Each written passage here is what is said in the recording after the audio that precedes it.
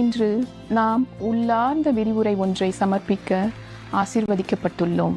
The Surangama Sutra, The Demonic States of the Form and Feeling Skandhas, பகுதி 6-9 குருவுக்கும் சீடர்களுக்கும் இடையில் என்ற நிகழ்ச்சியின் வாயிலாக டிசம்பர் 26, 2018 வருடம் நடந்த சொற்பொழிவு. புதிய பூமி தைவானில் ஃபார்மோசா என்றும் அறியப்படும்.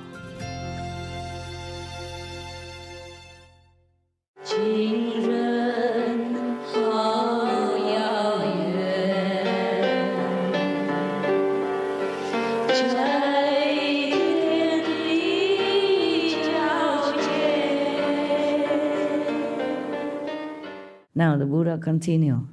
Ananda, in this situation, the good person experiences a brilliant light. After he realized where all this helplessness come from and the unclear, the untrue clarity, where does it come from? Then he can see a brilliant light. As a result of the excessive internal pressure in his mind, he is suddenly overwhelmed with such boundless sadness that he looks upon even mosquitoes and gadflies as newborn children. He is filled with pity and unconsciously bursts into tears. As some of you just cry and don't know why. Cry a lot, don't know why. After meditation or sometime during meditation, you just shed tears. It's because your mind, your inside, feeling so sorry for all beings at that time. Okay? So you're getting in some of the compassionate state, in contradictory to the Maya, who has none. He shut it off, he cut it off, so that he can do his job. Now, we always talk about, it's another example for you. Remember, a Buddha has always a person, pestering him around all his lives, yeah? Even when he became Buddha already. He always make trouble for Buddha, even want to kill him. He cannot kill, but then cut one of his toe, by chance. Always make trouble for him, yes. But in some of the sutra, it is explained that Devadatta, knowingly do that. So that the Buddha always improve under all circumstances. In one of the story that after he harmed the Buddha, like he even plucked out his eyes, the Buddha's eyes, from jealousy or whatever that is, yeah? Because he wanted to be the king, and he killed his brother. Not kill, but take the eyes so that the Buddha don't know what to do anymore, cannot see, cannot go, cannot come back to the kingdom. And he came home, tell lie, say that he died. After he done that, the story comment that he, the Devadatta himself, probably inside, talking to himself, said, okay, I have done a good job.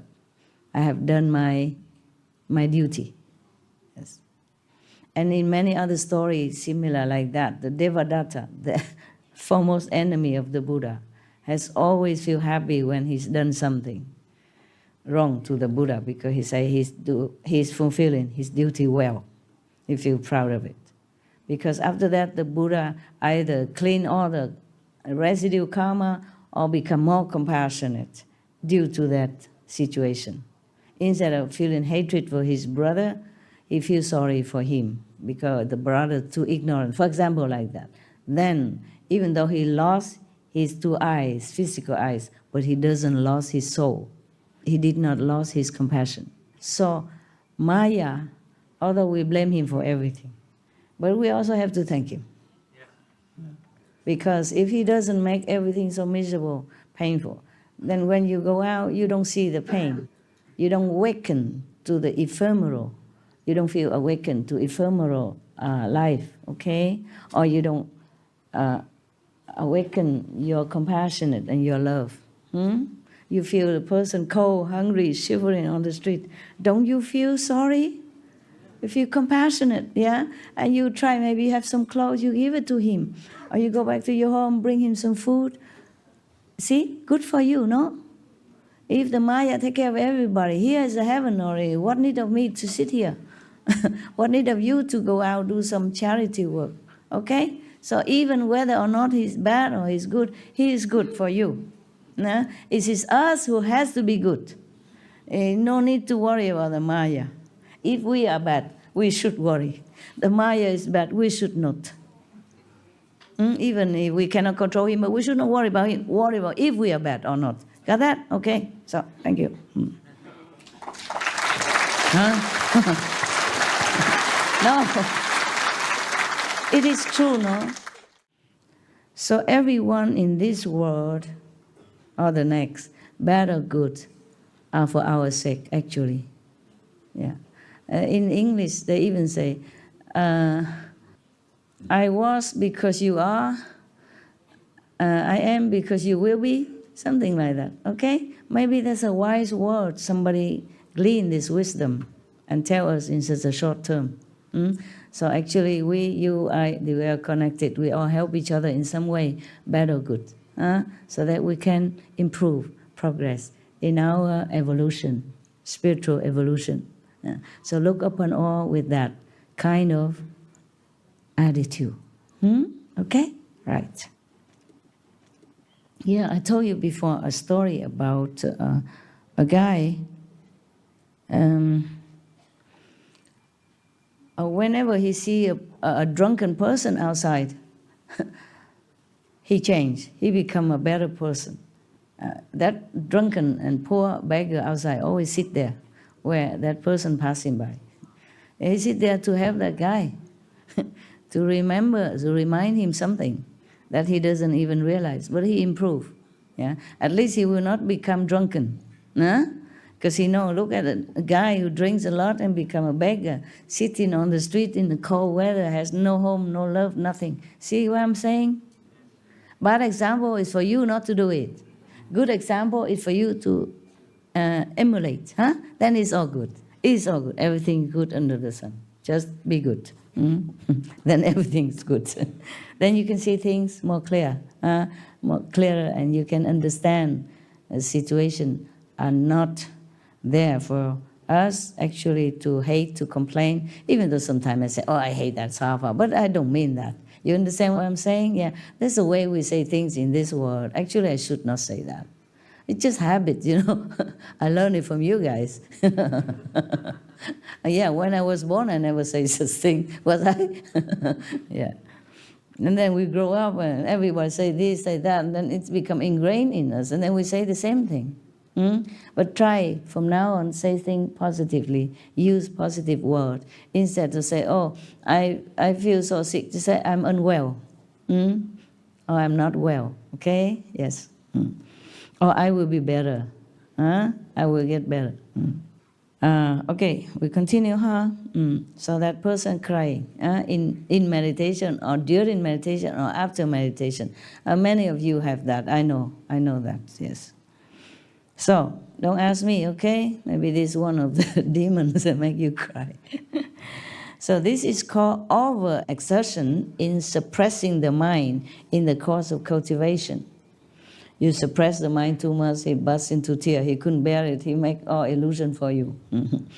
If he understands, then there is no error, no problem, nothing bad. Yeah.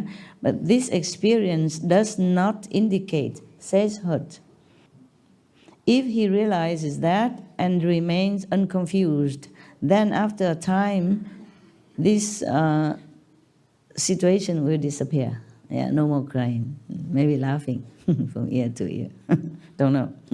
But if he considers himself a sage, then a demon of sadness. Now, you know the name of the first demon, okay? There are more to come.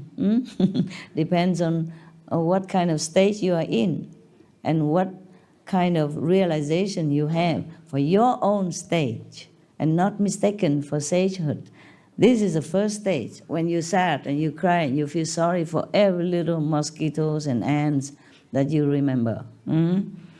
Feeling sorry for beings doesn't mean you have to overwhelm yourself with sorrow, okay? Yes. You feel sorry, but you're stationed in your mind, knowing that karma, word, maya. okay? Not overwhelm yourself until you're depressed, so depressed that you want to, take your life or whatever. That is no. Huh?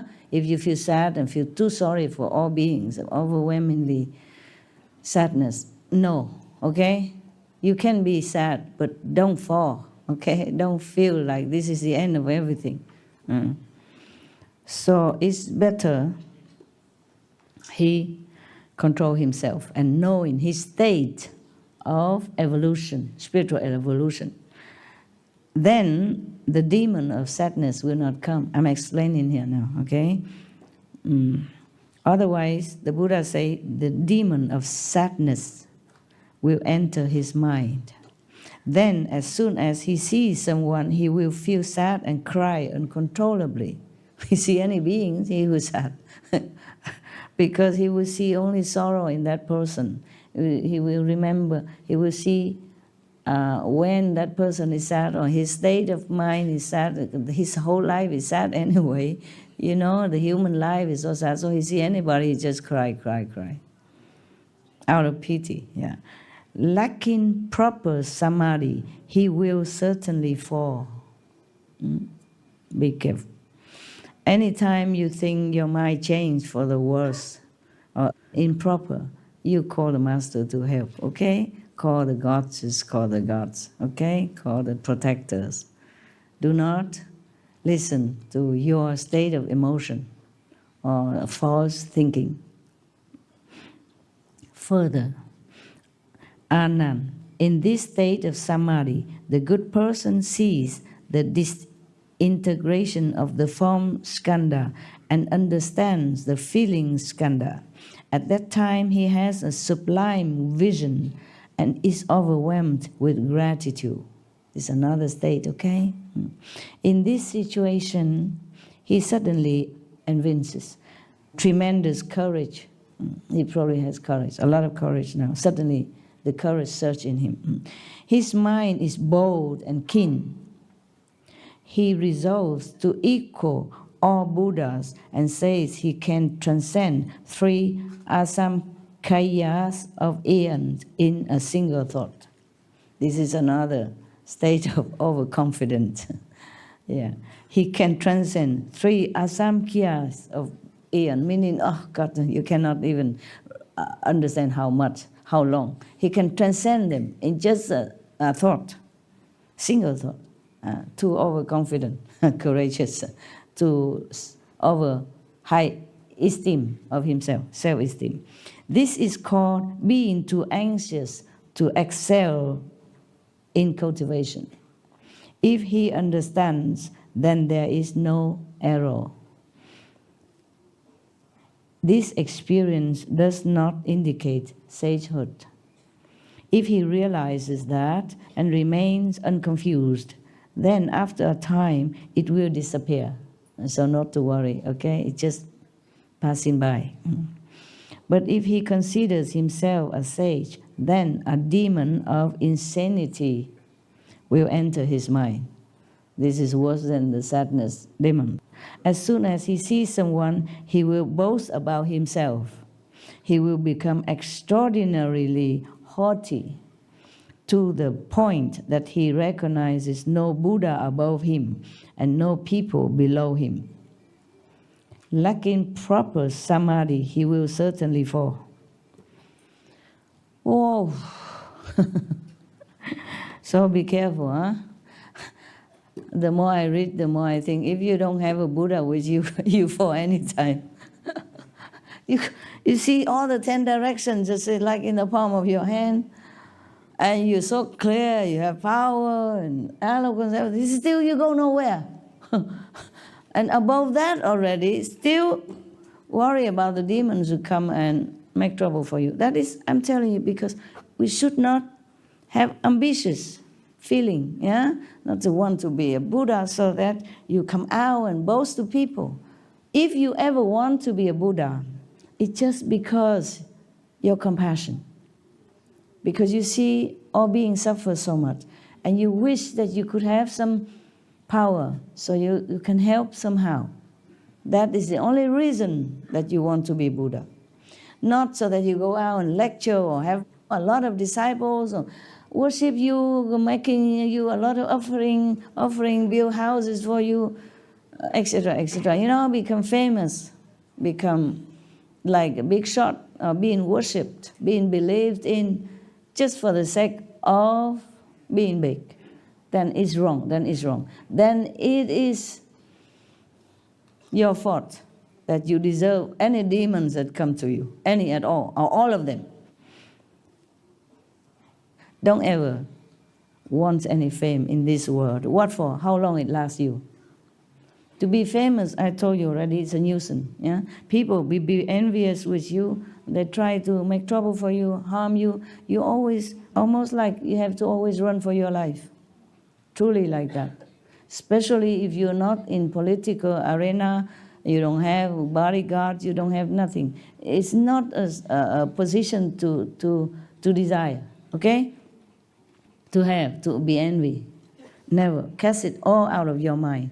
Just meditate to improve yourself and cast out whatever undesirable traces you think no good for your practice. Pray always for protection and help so that your ego will not harm you in any way, so that your compassion will grow and grow and grow, so that wherever you go, your spiritual blessing and power will influence people for the better, will help them in any way, in some way, with or without your knowledge. Okay? If you're good, people will be blessed.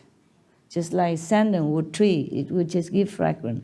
A rose will give you beautiful, kind of fresh fragrance and make you feel good. Okay? The rose don't boast of her fragrance or achievement. The sun doesn't keep claiming his benefit to the world. He just does. Okay? Yeah. Same, we spiritual practitioners must have only one goal in mind, that's benefit others. As small way, big way, whatever way we can. Yeah? Better we don't even know it. So our ego don't make a nose become higher. Okay? Yeah, when I not yet learned Kuan Yin method, I met some Buddhist monks. And they let me some sutra and all that. And one day they say, okay, you like a ceremony, you want to be their underling, the protectee. Yeah.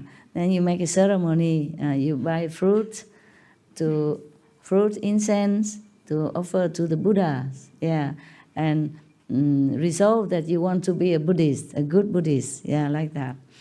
And then they saw that I'm very sincere. So they say, okay, we burn the whole bunch of incense. About, I don't know, big bunch. 30, 50, the whole pack of incense. We put it in the incense holder, yeah? And it burned. And then the monks and the nuns told me, now if you wish something, then you can tell the Buddha inside you, now, in this ceremony. With us witness, but you don't tell us. You just wish inside your heart only. And if the incense or curl up, or some curl up, then your wish will come true. Yeah. All the incense curl, all of them, and don't fall down, because normally incense is very long, Some of them bound to fall down, some ash. No, none of them. And my teacher monks were so all wide eyes. My God, what is she wishing? Yeah. And I told you already what I wish. I wish I can help the worst kind of suffering being, the worst suffering person or being, without me even knowing it. I don't want to know about it. That's what I wish. And I was only 20-something. I had not practiced Kuan Yin method yet. So if you practice many lifetimes, you will not forget your goal. You come back again, you do the same again. You understand? You would just want to help others. At that time, many, many years, I never told anybody, but I thought now I can tell you. Maybe a good example, okay? This is all we should wish for, really, okay? Yes.